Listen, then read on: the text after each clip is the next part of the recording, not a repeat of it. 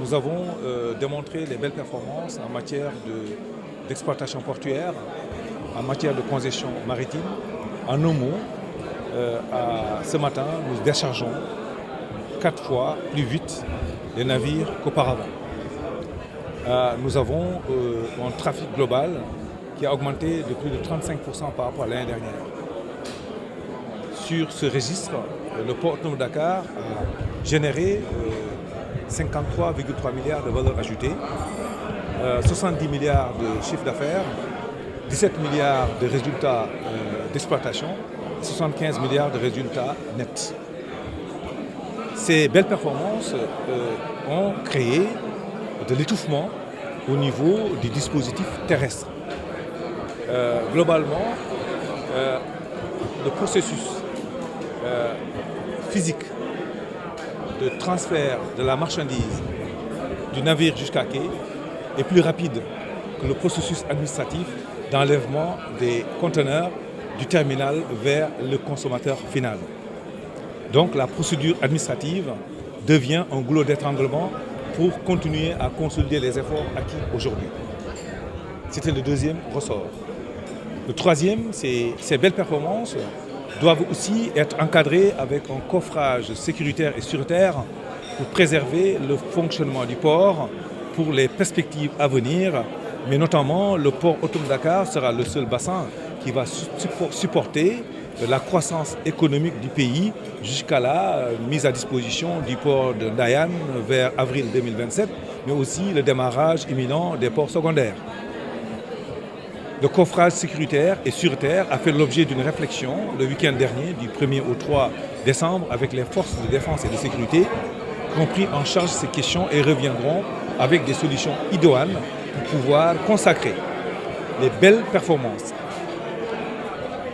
actées par les gardes-côtes américaines qui ont consacré le port autonome de Dakar comme étant la place portuaire la plus sûre de la sous-région. Alors, nous avons travaillé depuis juin avec les acteurs portuaires, notamment les commerçants, les transitaires, les transporteurs, les lignes maritimes, le manutentionnaire de l'État qui est donc DPO, mais aussi la douane, pour gérer l'aval portuaire dans la mesure où l'amont est sécurisé. Nous avons pu trouver des solutions avec un plan d'urgence qui a permis de trouver des espaces additionnels pour pouvoir contenir les marchandises. Nous avons finalement mis en place une procédure, un protocole d'encadrement de la procédure d'enlèvement des conteneurs. C'est une procédure rédigée sur un document validé par l'ensemble des acteurs. Nous avons aussi consacré un pacte de stabilité sociale qui consacre désormais la concertation, la conciliation, le suivi du plan d'action sera le seul ressort de revendication pour les 6 prochains mois. C'est pourquoi le guichet unique portuaire, j'avais mis en place, demandé aux acteurs, notamment Cap Sénégal, c'est la communauté des acteurs portuaires du Sénégal, Gaindé 2000 et la douane, pour travailler en lead, pour pouvoir mettre en place une solution électronique qui permettrait de dématérialiser, donc supprimer totalement le parcours de l'usager.